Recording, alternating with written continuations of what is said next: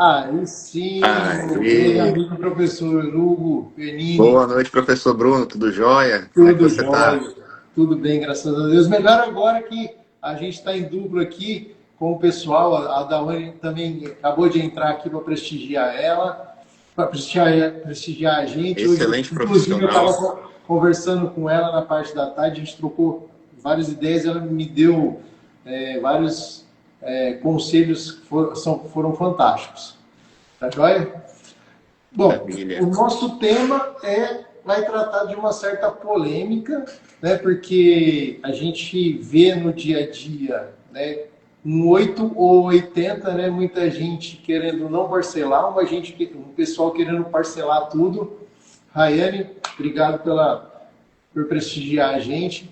Então, assim, eu acredito que hoje vai ser bem interessante, mas eu queria que primeiro, né, o professor Hugo se apresentasse aqui e dissesse um pouquinho, fizesse a introdução do assunto, até porque foi sugestão dele o assunto para a nossa live de hoje, e eu acredito que vai ser bem interessante. Inclusive, a gente já tem perguntas aí que o pessoal mandou durante a semana Já para a gente responder. para poder estar Hugo, fazendo a fique à resposta. vontade, querido. Gostaria de cumprimentar aí os nossos colegas que estão aqui nos prestigiando hoje. Professor A, Tiossi também, ó. a Entrou para a professora sequência. Adawane, excelente profissional na área. E hoje o tema, como você já anunciou, é o parcelamento do objeto nas contratações públicas. Tema aí que, como você mesmo citou, a gente sempre acaba visualizando o 8 ou 80 na administração pública. Ou fazem ou não fazem e tem medo de aplicar isso nos demais objetos, aqueles que, via de regra, sempre fogem das obras e dos serviços de engenharia. Acaba que eles têm maior habitualidade em aplicar a junção em um lote somente para esse tipo de contratação. Como todos já sabem, meu nome é Hugo, eu tenho 24 anos, atualmente trabalho aí na área de licitações. Desde o meu ingresso no setor público, eu sempre fiquei ali na área de licitações e pude atuar em todas as etapas do processo, desde a instrução, a fase do pregoeiro, a fase externa, na fase da instrução, ali na fase interna, elaboração dos principais artefatos, estudo técnico preliminar, termo de referência, lançamento no nosso sistema interno de gestão. E com o passar do tempo foi me surgindo propostas para cada vez mais estar evoluindo aí nesse mercado. Tive a proposta para poder subir como pregoeiro, depois apareceu propostas de outros municípios para poder assumir a diretoria do setor, sempre o setor de licitação. Atualmente agora estou no município de Soretama e aqui atuo como superintendente de licitações e contratos e também como pregoeiro e agente de contratação. Me especializei ao longo desses anos na área de licitações públicas. Não vou mentir, professor, logo de início, nos 2, 3 primeiros anos ali, não era uma área que eu queria de forma alguma. Achava muito complicado, muito burocrático, mas hoje eu arrisco dizer que a dificuldade que eu via em se trabalhar com licitações, na verdade, era pela minha falta de conhecimento técnico, a minha falta de experiência. Então, para mim, era sempre um bicho de sete cabeças. Mas a partir do momento que eu tive aquela virada de chave e falei, olha, não tem para onde correr. Aonde você vai e fala que trabalha com licitação, o pessoal te joga ali para a área de licitação. Falei, olha, não tem para onde correr, então eu vou ter que dar um jeito de aprender isso daqui. Então, pude me especializar, já dei cursos, já dei palestras, também atuo como consultor na área para empresas privadas, algumas empresas públicas. E, enfim, é o meu ramo de mercado de atuação hoje em dia. Ótimo, ótimo. E eu achei interessante na sua fala, antes da gente entrar no nosso tema, que isso é muito importante. Dois pontos.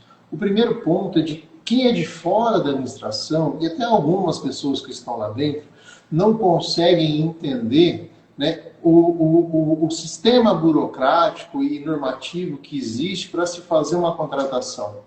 Acha que é só burocracia, que é perda de tempo, mas na verdade a gente está trabalhando com dinheiro público, né?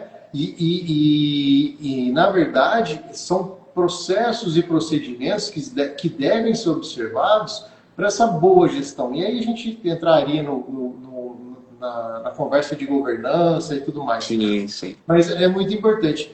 Mas uma das coisas que é bem interessante também na sua fala, na sua apresentação, Hugo, que eu não sei se eu já te falei isso, mas é até um elogio, é o fato de você ter passado por várias cadeiras e você sabe as dores de cada um. Você sabe a dor do pregoeiro, a dor do agente de contratação, a dor do demandante que vai fazer aquele pedido, a dor do fiscal que vai ter que fiscalizar aquele contrato. Sim.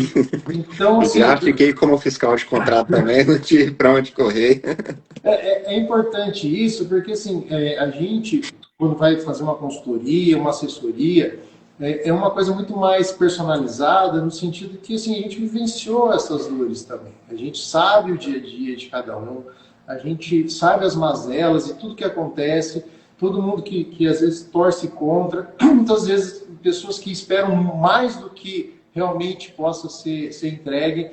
Então a gente convive nesse dia a dia e a gente sabe, né, é muito mais fácil isso do que simplesmente você ler uma doutrina ou pegar um acórdão, porque muitas das vezes, e não é uma crítica para denegrindo, mas assim, muitas das vezes um juiz vai sentenciar determinada licitação sem ele nunca ter feito uma licitação. Exatamente. Né? Sem saber aquilo ali. Né? Então, assim, é muito importante essa sua fala inicial trazer isso e mostrar, principalmente para quem tá vendo a gente aqui agora, ou que vai ver depois, que a gente sabe e vivencia as dores de cada um no dia a dia. Então, isso é muito importante, até para entender o bastidor, né, dessa nossa conversa de hoje, que é um item que vai estar lá dentro do ETP, né? para a gente definir, porque ali é a primeira vez que você vai falar, olha, vai ser parcelado ou não. Exatamente, exatamente. Com relação a essa sua fala aí, essa semana, não me lembro o dia, se foi ontem ou se foi na segunda, tive até uma reunião com o professor Tiossi, onde nós acabamos entrando nesse assunto. Dentro do processo de contratação pública, é necessário dizer o óbvio. Por mais que seja óbvio para mim, pode não ser óbvio para outra pessoa. É óbvio para aquele olhar atento, aquele olhar que está treinado com a legislação e com a prática. Não é prudente você pressupor que aquele agente de fiscalização que vai pegar o seu processo, seja alguém do Ministério Público ou seja alguém do Tribunal de Contas, é uma certa ingenuidade, de certo modo, você acreditar que aquele servidor ele vai ter aquele conhecimento completo e prático e da estrutura organizacional do seu órgão, a estrutura administrativa, de por que aquilo foi feito. Às vezes aquele servidor acabou de passar no concurso. Então, veja, são várias áreas que você acaba estudando para você ser aprovado em um concurso público. E licitação é algo muito específico, que não é cobrado da forma que nós vivemos no dia a dia. Então, o que é óbvio para mim pode não ser óbvio para ele, justamente por essa falta de experiência. Então, diga o óbvio para que você evite ter problemas durante a fiscalização. Deixa eu só fazer uma parte aqui. Eu preciso mandar um beijo para minha esposa que está vendo a gente aqui, a Jéssica. Beijo, meu amor, porque senão ela não deixa eu entrar em casa depois, na hora que eu sair do escritório. Um beijão, meu amor, obrigado pelo apoio de sempre. Para minha irmã também, a Bárbara aqui. Bárbara, obrigadão por estar prestigiando a gente. Tá? Depois dá uns toques para a gente, porque a Bárbara ela é social media, ela essa parte, então assim, ela entende muito, então é até bom depois ela dar um toque para a gente onde que a gente está errando aqui. Bom, vamos entrar agora especificamente no tema, porque senão a gente vai também extrapolar demais. Né? E eu gostaria que se você fizesse a honra de introduzir o tema aqui para a gente fazer um debate e depois ver a pergunta do pessoal. Se alguém quiser deixar alguma pergunta aí também, né, para nós. E vamos lá, porque eu acredito que tem muita gente querendo entender, né, essa parte, porque eu já vi, vou até deixar um gancho aqui, eu já vi gente confundir esse inciso oitavo aí, do parágrafo primeiro do artigo 18, achando que esse parcelamento ou não é se a entrega vai ser parcelada. Eu já, Verdade. já, já, já vi nesse sentido. Né? Verdade. Então, assim, gente, não é isso que a gente está falando, tá? A gente está falando da definição do objeto. Se a forma de Exatamente. aquisição dele, né, vai ser se eu vou tratar itens unitários ou se eu vou agrupá-los. Né? Então, para contextualizar, porque o óbvio precisa ser dito, é justamente É justamente desse isso daí. gancho que eu já te passo a bola. E eu já tive essa experiência, não foi uma experiência única, tá? De achar que esse parcelamento dizia respeito quanto à entrega, à execução do objeto lá depois da fase da licitação. Mas vamos lá, tema de hoje, tema muito importante na administração pública, afinal de contas, é ele que define a forma que a licitação vai ser conduzida, a forma como o pregoeiro vai fazer a seleção da menor proposta, da melhor proposta ali dentro do pregão, mas que nós vemos pouco debate nessa área. Às vezes, quando nós vamos pegar até uma doutrina para ler, acaba passando de forma um pouco superficial sobre esse tema, sem se aprofundar muito no que trouxe a nova legislação. O foco principal aqui, acredito, hoje do nosso debate vai ser o artigo 40 da nova legislação, em especial aí os seus parágrafos 2º e o parágrafo 3º, que fala expressamente aí sobre o parcelamento do objeto nas contratações públicas. É comum, principalmente nós que trabalhamos em município, termos muito problema de execução contratual, principalmente naquelas licitações de 300, 400, 500 itens. Vou puxar aqui como exemplo um material elétrico. São vários itens nessa contratação, vários tipos de fios, interruptores, e às vezes são produtos que estão, de certa forma, na hora da execução do serviço, interligados entre si. Aí você acaba fazendo aquele parcelamento todo por item, sem avaliar todo o contexto, o que está aqui na nova legislação, principalmente no parágrafo 3º, o inciso 1º, que dispõe sobre o parcelamento, quando o parágrafo 3º dispõe o seguinte, permite fazer a leitura. O parcelamento do objeto não será adotado quando? Aí vem os 3 incisos, mas em especial aqui o inciso 1º, a economia de escala, a redução de custos de gestão de contratos, ou a maior vantagem na contratação é recomendar a compra do item do mesmo fornecedor. É o caso que eu citei aqui do material elétrico. Você tem vários itens, item 1, um fio de 5 milímetros, item 2, um fio de 3 milímetros. Na hora da licitação, cada empresa ganha um item, uma empresa lá do norte do país e o outro cabo, a empresa do sul. Na hora que o órgão público precisa fazer uma adequação ali na sua estrutura, esse fio aqui é da empresa tal, o outro é da empresa X.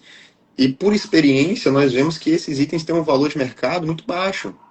A empresa ganha e na hora da execução, depois da etapa de lances, ela imagina que ela vai ter uma vitória grande, que vai conseguir ganhar muitos itens e que aquilo vai valer a pena, é surpreendido depois na etapa de disputa com a vitória de um item, de 2 itens, e cada item custando 5, 10, 20 reais. Não paga nem o frete lá do norte do estado para cá.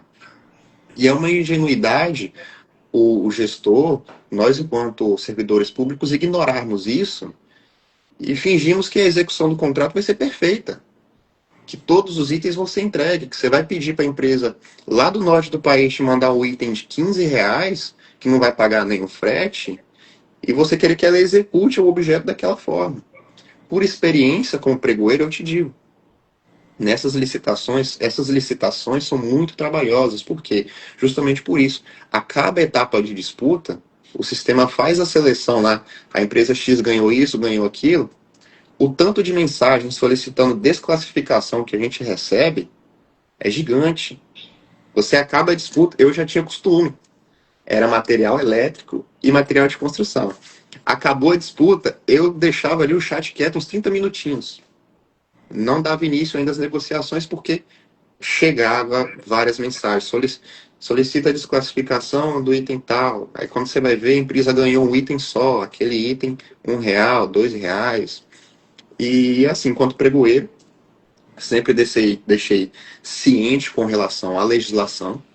O licitante ele tem o dever de manter a sua proposta, mas já tendo ciência, conhecimento que aquela empresa não iria arcar com a execução do contrato para evitar um problema lá na frente, é preferível que você faça a desclassificação ali, abrindo o devido processo de penalização, claro, mas para você evitar que vai ter uma inexecução contratual lá na frente. Então era uma situação muito complicada que o pregoeiro tinha, que a lei obriga o licitante a manter a proposta. Você aqui já sabe que se obrigar ele a manter, ele não vai executar o contrato. Aí tem toda aquela dor de cabeça de rescinde de contrato, volta a licitação novamente. E se me permite só fazer um comentário a respeito disso aí, é assim, ó, a gente que está na prática, a gente sabe que depois que as licitações passaram a ser eletrônicas, né, em plataformas digitais, a gente percebeu a criação de várias empresas com quinais gigantescos, que na verdade é nada mais, nada menos do que a gente está aqui, né? Um computador com internet e participando de licitação. Exatamente. E muitas das vezes esse pessoal, eles vinham assim, olha, não, eu vou fazer, eu sei o preço, vou dar o preço, e depois eu vou tentar terceirizar sem fazer a terceirização, né, porque o fato de arrumar um representante que vai entregar não quer dizer que é terceirização, mas ele arrumava alguém local para entregar. O que acontece? Qual foi a primeira barreira, e uma das mais importantes? É que o próprio licitante do município, daquele local, da região, ele estava ali. Olha, se ele pode fazer, se ele pode ter, por que ele vai brigar, né? E ali depois ainda fornecer para o ganhador? Sim. Aí que ele não entregava mesmo, falando, não, deixa esse rapaz aí, como diz antigamente, tomar na tarraqueta para não vir mais aqui com o pé na minha cidade. E isso trazia um problema gigantesco, principalmente para quem era no extremo de jamais permitir agrupamentos de itens. E, então, o que acontecia? É igual você falou, olha, a empresa ganhou um interruptor. Como para ela, da onde ela está entregando o interruptor, às vezes igual o frete é mais caro do que... Porque o objeto que ela ganhou também já não tem recorrência. Ou também a gente tem um outro problema de fiscalização, gestão contratual, então assim, não, eu vou esperar fechar um lote, fechar um container, fechar um caminhão para poder entregar a mercadoria, porque senão não compensa para mim o frete. Né? E a gente sabe que a administração não pode parar. Exatamente. Então, Vivi assim, muito isso daí na prática. De na hora de você emitir a ordem de fornecimento, a empresa fala, olha, nessa quantidade que você está me solicitando, eu não vou. Não vale a pena para mim questão de frete. Eu tenho que esperar fechar um caminhão para poder ir. Olha como o órgão público fica. E isso é importante também para quando a gente também pensa até em serviço. A gente comentou do artigo 40 ali, parágrafo 3º, né, mas ele é específico para compras. Mas a gente tem que pensar também que, olha um caso concreto que aconteceu com uma administração. Existiam vários itens de detetização. Colocaram cada unidade escolar um item. Porque elas, em tese, teriam metragens diferentes e condições diferentes. Então, uma tinha 2 caixas d'água, uma tinha uma só, outra tinha... Então, assim, ao invés de se colocar por metro quadrado, se colocou, olha, para fazer esse serviço em determinado local é um item, para o outro é outro item, para o outro é outro item. Abrindo espaço para que, no universo de 30 unidades escolares, você ter 30 empresas que iriam participar e poderiam vencer e ter 30 contratos e a gestão de 30 contratos para o mesmo fim. Né? Então, eu gosto de dizer que esses pensamentos, né, eles têm que ser modulados, que ainda que ele esteja ali para fins de compras, o raciocínio é o mesmo. Né? E voltando um pouquinho, né, até que a gente estava comentando um pouquinho nos bastidores aqui antes de entrar no ao vivo, é a gente pensar que a primeira vez que a lei vem falar, né, nesse pensamento, que é ali no inciso 8º do parágrafo 1º do artigo 18, que é a hora que a gente está fazendo o estudo técnico preliminar. É nessa hora que a gente já tem que pensar se vai parcelar ou não. Ainda que depois, para as compras, venha essa vedação ali no artigo 40, parágrafo 3º, mas assim, a gente entender que o estudo técnico preliminar não é pro forma. O estudo técnico preliminar é para ser estudado, o próprio nome diz. É um estudo. É um estudo. Eu não posso desconsiderar isso e eu também não posso simplesmente achar que eu vou jogar o meu objeto numa IA e depois eu vou ter a grande satisfação de fazer uma live com o professor Luiz Otero a respeito das IAs, mas voltadas para gestão e fiscalização de contratos. Né? Mas assim, eu preciso saber alimentar, eu preciso saber perguntar, né? E inclusive avaliar a resposta que ela está me dando. Exatamente. Né? E inclusive ontem eu tive a grata satisfação de fazer uma aula com o professor Luiz Carlos Santana, conhecido como Santana aí no grupo acadêmico. E ele tem um programa dentro de um Excel, uma planilha de Excel, que faz toda a cesta de preços, né? Isso é muito importante. E de forma parametrizada, sim, te dá elementos para saber se você vai parcelar ou não. Né? Isso é muito importante. Mas, dito isso, né, lembrando que eu acredito que a palavra-chave para a gente saber se vai parcelar ou não, nessa lei 1433, apesar que a gente sabe que a 866 já trazia isso, é a questão da economia de escala. Então, toda vez, né, que a gente conseguir comprovar a economia de escala, que a gente conseguir ver, e de uma forma até subjetiva pela administração, mas com amparo técnico e econômico. Porque a economia de escala, eu não posso ver ela só do ponto de vista econômico, não. Eu tenho que ter uma tecnicidade dentro, né, do porquê que eu estou separando. E ali, eu acredito que o artigo 49, ele traz uma situação muito importante, que é quando a gente vai fazer uma distinção entre item, grupo e lote. O que muita gente acaba confundindo, né? Porque o item é um item, ó, uma caneta é um item. Tá? Uma caixa de caneta é um item. Sei lá, eu não sei nem como que chama, assim, mas um container cheio de canetas é um item. Uhum. Eu posso trazer unidades de medida, não quer dizer se são itens ou item, né? Eu posso ter um item com várias unidades de medida. Ao mesmo tempo que quando... E isso, gente, que a gente vai comentar aqui agora, é por conta das definições, inclusive, lembrando que a 1433 foi feita pela União para a União, e a gente usa de teimoso porque é obrigado a usar, porque é obrigado a usar. Pode regulamentar. Né? E mas, ainda assim... tem receio, os demais órgãos aí, municípios, estados, e ainda tem receio de regulamentar de acordo com as suas peculiaridades locais, com a sua organização administrativa. Então, assim, quando a gente vai para um conceito de grupos, é justamente o que você falou.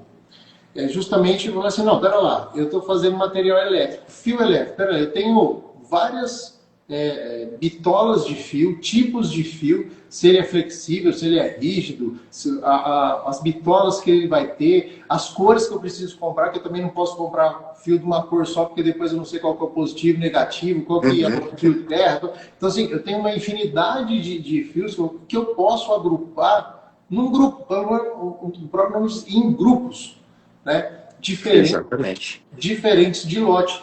Lote é o mesmo objeto, Mas para isso, quando que eu separo em lotes? Sem perder economia de escala, eu separo em lotes porque assim, a quantidade ela é muito grande e muitas das vezes um único fornecedor não daria conta de fornecer todo aquele. Então assim, olha, eu vou separar por lotes, mas o objeto é o mesmo. Objetos de caneta. Então são caixas de caneta. Mas assim, eu vou comprar a caneta para o Brasil inteiro, para todas as escolas do Brasil. Eu tenho um único fornecedor que consegue fazer isso? Não vou ter. Eu vou ter vários fornecedores para poder atender isso. Até por conta da região, né? O Brasil é continental. Então, assim, eu posso separar o mesmo item em vários lotes, né? E isso também levando em consideração a economia de escala. Exatamente. E é comum ainda você encontrar vários editais, vários termos de referência, fazendo essa distinção de forma errônea, de dividido em lotes, o que era para estar sendo dividido em grupo de itens. E veja, não há problema, isso até é apacentado na própria doutrina, até em jurisprudência dos tribunais de contas você vai encontrar de que não há problema você fazer o grupo de item, desde que aqueles itens que estejam ali guardem similaridade entre si. Esse é o principal que deve se analisar lá no estudo técnico preliminar. Ora, são vários fios. O fornecedor que me vende o fio de 5 milímetros, ele vai me vender o de 3. Não há prejuízo ao mercado dessa forma. Então não há problema algum você juntar, fazer esse agrupamento itens, desde que, claro, esteja devidamente comprovado no seu estudo técnico preliminar e justificado, porque embasamento legal tem. Há embasamento legal para isso. Muitas pessoas ainda têm receio de utilizar alguns dispositivos da 14133 por falta de manifestação dos órgãos de controle. Dessa forma, desculpe o comentário com a devida vênia, mas dessa forma, infelizmente, nós não iremos trabalhar. Porque o órgão de controle ele não está ali como uma SEGES da vida para poder ficar editando regulamentações para a gente poder pôr no nosso dia a dia. Ele vai se manifestar de acordo com o que ele for solicitado, o que for pleiteado lá. Então, você aguardar uma manifestação de um órgão de controle para saber se toma ou não uma decisão, tendo você justificativa técnica comprovada e embasamento legal para isso, fica complicado um pouco a nossa atuação no dia a dia. E muito também do que a gente vê do receio dos servidores em estar fazendo esse agrupamento por itens, às vezes é a falta de conhecimento do objeto. E às vezes, eu acho que esse medo, por quê? Um dos erros que eu acho mais crassos que uma administração pode cometer, né? Por conta desse medo, ele vai lá, faz uma busca rápida numa plataforma de busca, e aí coloca lá, parcelamento parcelamento de licitação e de objeto de licitação, e aí começa a vir um monte de notícia. Tribunal de Contas multa não sei o quê, Tribunal de Contas suspende licitação, Tribunal de Contas faz, né, às vezes até denúncias de improbidade administrativa, mas, gente, aquilo ali é para aquele caso específico. De repente aconteceu um erro grosseiro, aconteceu uma má-fé, aconteceu realmente uma fraude naquele processo. Se você tem dentro, até mesmo, você vai justificar isso no seu próprio estudo técnico. Olha, quais são as minhas justificativas técnicas e econômicas? Não é só vou comprar de um só porque é mais fácil. Não. Vou comprar de um só porque eu economizo, eu vou ter um fiscal só, ao invés de ter 30 fiscal aqui em cada contrato. Eu vou levar isso em consideração? Vou. Mas eu também vou levar em consideração não só a parte econômica, mas a parte técnica. Olha, como que eu vou desenvolver isso? Como que eu vou gerir esse contrato? Como que eu vou armazenar isso? Como que eu vou ter que lidar com todos os de fornecedor? Qual que vai ser qual que é a minha estrutura física e de recurso pessoal para lidar com isso? Porque se a gente pegar um pouquinho antes, ali no inciso 4º do artigo, do mesmo parágrafo 1º do artigo 18, ele vai falar que na hora que você for estipular o preço para a sua contratação, você deve levar em consideração a economia de escala. O que é economia de escala? é justamente você fazer o agrupamento. Por quê? Porque eu vou comprar em maior quantidade. Do E para mesmo o fornecedor. fornecedor é muito mais fácil eu conseguir um bom desconto quando eu tenho o mesmo fornecedor ali para um monte de coisa, porque ele consegue fazer, não um jogo de planilha, mas às vezes dá um desconto num item que se ele tivesse sozinho ele não ia dar tanto desconto, porque ele tem pouca concorrência, do que no outro. Então ele consegue compensar às vezes um item pelo outro.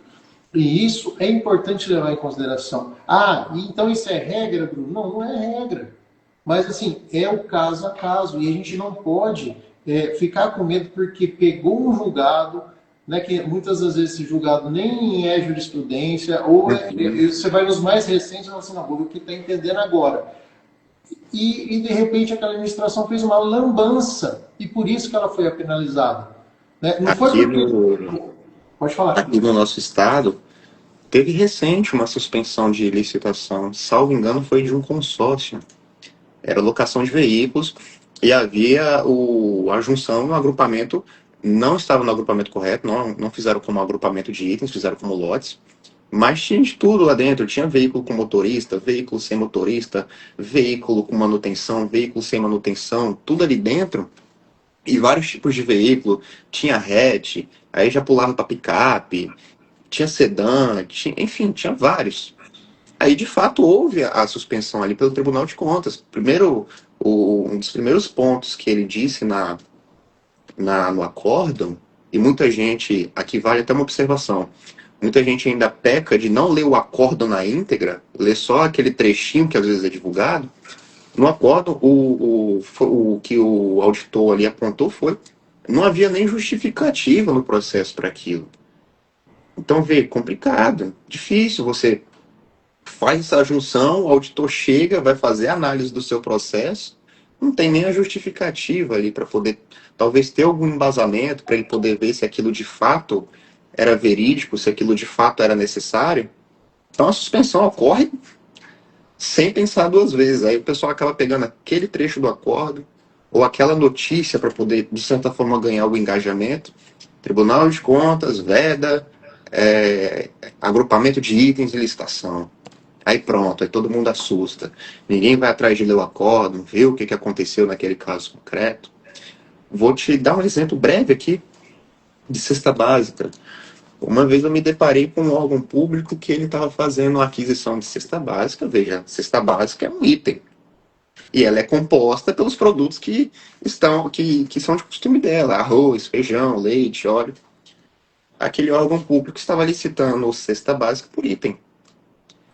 O arroz era um item, até a embalagem para poder formar a cesta era Mas, outro item. Aí eu falei, gente, pô, a fita, outro era outro item. item. Eu falei, gente, isso tá dando certo? Ah, não, às vezes aí tinha um que não estava entregando leite, aí o outro atrasava a entrega do feijão. Eu falei, ih, o que vocês arrumam para poder entregar a cesta? A gente monta com o que tem. Eu falei, não acredito nisso. Foi cesta básica. Há a justificativa técnica muito bem embasada, muito bem clara para você fazer esse agrupamento de itens. Aí quando eu dei essa sugestão, o órgão público, a primeira licitação que ele fez depois da cesta básica foi agrupamento de itens. Um dos grandes medos que eles tinham era impugnação. Não, vai chover impugnação. Eu falei, calma, não vai. Mas Não vai. e se E vier, se você tem vier? elementos para. Né? Eu sempre falo, eu acho que não tem uma aula minha, ou uma live, ou qualquer coisa assim, que. Gente, a licitação não foi feita para covarde. Você está com medo, vai ser Exatamente. recepcionista que né, você só vai ver cara crachá e não desmerecendo as recepcionistas demais, não é isso, mas por Uhum. exemplo, vai para coisa que você não tem enfrentamento. Sim, Né? Vai desenvolver, prestar um concurso, fazer alguma coisa que você não tem enfrentamento. Porque assim, gente, qualquer relação, a gente tem isso. Pessoa não concordando, porque ainda que uma relação de licitação é um processo ganha-ganha, porque a administração ganha, porque ela vai atingir o objetivo dela, que é prestar aquele serviço público ou o fornecimento daquele bem. E o licitante vai ganhar porque ele vai receber por estar fazendo ou entregando, executando ou entregando aquele produto, aquele serviço ou produto, mas assim, a gente tem os concorrentes e eles é um que ganha para aquele item ou para aquele grupo, né? Ou até por lote, quando for fazer por lote. Mas assim, é um, dois, três, vai ter um monte de gente que vai perder. E eles vão ficar nervosos, eles vão ficar bravos, eles vão esbravejar. Então não pode ter medo disso, você não pode se acovardar assim, ai, mas e se gritar comigo na sessão? Graças a Deus as eletrônicas são boas porque não tem isso, né? Não tem isso. Se o licitante grita, tadinho, ele Peguei grita a época dos sozinho. pregões presenciais também. E eu até aquela nossa roda de conversa com as professoras, lembra? Aí acho que uma delas falou assim, nossa, eu adoro fazer presencial e agora está acabando o presencial. Eu falei, menina do céu, como você gosta de fazer presencial? Tinha aquele licitante que tentava ganhar no grito. E o que você disse é também o que eu sempre repito aos colegas, aonde eu estiver dando um treinamento, ou seja lá o que for. Você não deve ter medo da impugnação. Você tem que analisar o que de fato está sendo pleiteado ali. Se ele tem fundamento, ok, adequem. Agora, se não tem fundamento, resposta negativa. Tem muito agente de contratação que tem medo de negar a impugnação. Porque o interesse da empresa ali sempre vai ser o econômico dele. Ele sempre vai querer buscar o melhor caminho que seja economicamente melhor para ele. E não é isso que deve prevalecer. O que deve prevalecer é o interesse público. É a execução final lá ao público. Ser entregue de forma que ela, de fato, faça o atendimento daquela necessidade, atendendo a todos os princípios da legislação. Então, o contratado ele não tem essa intenção. A intenção dele é fazer a venda e receber, como qualquer empresário exercendo a sua atividade empresarial. Nós, enquanto administração pública, temos que defender o interesse público, devidamente fundamentado e justificado. A fundamentação técnica, a embasamento legal, não tem por que temer uma impugnação, uma representação, ou seja lá o que for. Lógico. Até porque, assim, aí agora defendendo vários colegas meus que são procuradores, é aquela mania de que a impugnação ela é totalmente ou econômica ou técnica em razão do objeto e manda para o jurídico. Impugnou, manda para o jurídico. Como se, né, se fosse um ser iluminado que tivesse as respostas para tudo, ou que abrisse ali um codex que desse aquela resposta. E acha ruim com o jurídico ainda quando ele devolve, falando, olha, aqui a procuradoria a gente analisa questões jurídicas, isso daí é com você, meu querido, você que decide. Acha ruim com o jurídico ainda. O jurídico está se omitindo do caso. Bom, mas vamos, a gente já está com 40 minutos aqui de live. Vamos pegar uma pergunta que o pessoal mandou para a gente poder fechar, não ficar tão grande a nossa live aqui.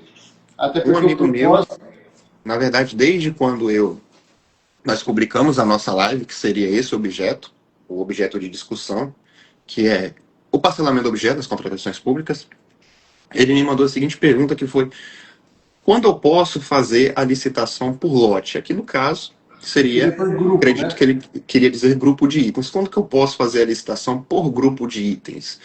Então, o que você diz, professor? Quando que eu posso fazer esse agrupamento por itens?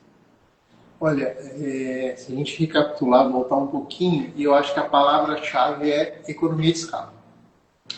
Toda vez que eu conseguir demonstrar que eu vou ter uma economia de escala, é óbvio que tem aqueles outros dois fatores que a gente sabe ali no parágrafo 3º, mas eu acho que a palavra-chave é a questão da economia de escala, porque quando a gente fala em itens, né, a gente tem muito uma percepção, ainda que existam e tem, né, as entregas parceladas, né, contratos que agora as atas de registro de preço de fornecimento podem ser renovadas por mais um ano, então você teria 2 anos, tal.